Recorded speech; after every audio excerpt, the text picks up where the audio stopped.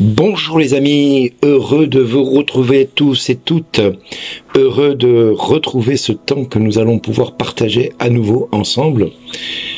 Effectivement, c'est un temps de bénédiction, un temps de gloire, un temps de merveille que le Seigneur nous prépare. À compter de ce jour, nous allons pouvoir nous retrouver ainsi tous les matins pour partager la parole de Dieu. Évidemment, cette parole doit venir percuter nos cœurs, transformer nos cœurs, agiter dans nos cœurs ce qu'il y a encore de rebelle contre Dieu, pour que lui puisse venir l'extraire, le transformer, l'amener à sa gloire, et enfin que nous puissions constater jour après jour cette transformation de notre vie pour sa plus grande gloire. Chers amis, je voudrais d'abord faire un petit vœu pour cette année, tout ce temps que nous allons passer tous les matins ensemble. Simplement, je veux que vous compreniez que si nous nous retrouvons aujourd'hui, c'est aussi parce que dans le cœur de Dieu, il y a cette volonté que nous nous retrouvions pour échanger, partager. Et donc je vous demande de chacun prendre conscience que sans vos témoignages de ce rendez-vous matinal, cela n'aura pas de sens. Donc j'attends de vous que vous fassiez venir jusqu'à moi les témoignages que cela vous apporte, que cela vous donne, et que vous puissiez aussi dire ce que vous attendez de ce rendez-vous matinal. Pourquoi Dieu m'a mis cela dans le cœur, et pourquoi vous y répondez présent. Mais si vous y répondez présent, c'est aussi peut-être parce que votre vie n'a de sens que parce que vous cherchez le Christ comme moi, et que le Christ est devenu essentiel à votre vie. Aujourd'hui, le texte de ce jour, c'est avoir le cœur comme un enfant pour accueillir le royaume de Dieu et pour surtout voir Dieu agir. Alors, j'ose vous poser cette question toute simple, banale. Avons-nous tous un cœur d'enfant? Quand un enfant est heureux, il ne se cache pas de dire qu'il est heureux. Il n'en a pas honte. Il n'a pas peur non plus de dire qu'il est heureux. Bien au contraire, il va aller le crier sur les toits et il va aller le dire à tous ses copains. Alors, mon vœu, il est tout simple. Cela n'a de sens, ce rendez-vous matinal, que si chacun de vous se sent impliqué dans l'annonce de cette parole en partageant massivement ces 7 minutes pour Jésus. C'est à cela votre contribution à laquelle j'aspire, et que vous puissiez tous répondre présent. Je n'attends rien d'autre de vous, si ce n'est que chacun de vous se sente appelé par Dieu à partager à minima tous les jours à 2 personnes que vous connaissez, pour lesquelles vous avez de l'affection, ces 7 minutes. Pourquoi 2 personnes? Parce que c'est le minimum que nous puissions connaître dans notre vie. Un être humain qui n'a personne dans sa vie ne peut pas dire qu'il est chrétien quelque part, parce qu'un chrétien tout seul meurt. Et un enfant a forcément un ami, voire 2 amis dans sa vie. Et ces amis sont inséparables de lui, de son quotidien.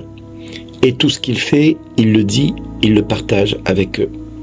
Alors à notre tour maintenant, de se sentir investi de cette mission, investi de cette charge d'annonce de la parole de Dieu, d'avoir ce cœur d'enfant pour témoigner partout où nous sommes que Jésus est ressuscité, qu'il est vraiment ressuscité.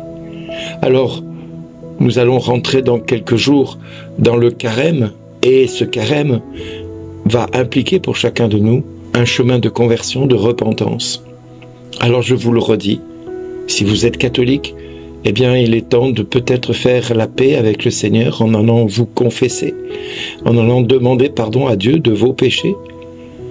Si vous êtes évangélique ou protestant, eh bien, je vous invite à ne pas garder ce poids qui pèse sur vos épaules, sur vos cœurs, et d'oser dire vers Dieu tout ce que vous aimeriez qu'il entende de votre bouche, tout cet amour, toute cette confession d'amour qu'il attend et qu'il espère de chacun de nous.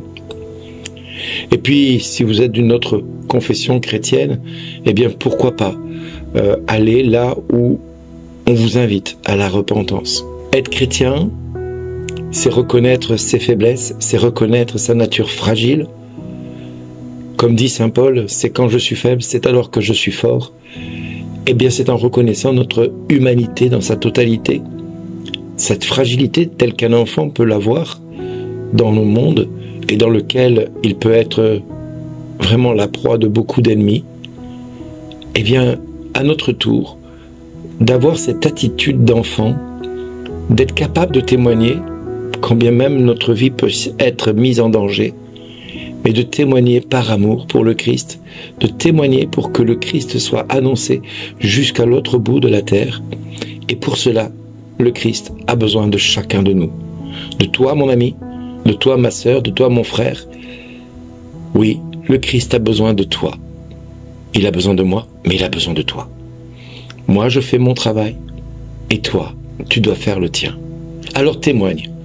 Et cela, tu auras rempli toute ta charge qui t'est demandée ce matin par le Christ. Et je dirais même par l'Église qui nous investit de cette mission de témoigner de ce qui nous anime, de ce que nous vivons et de ce qu'est le Christ pour nous.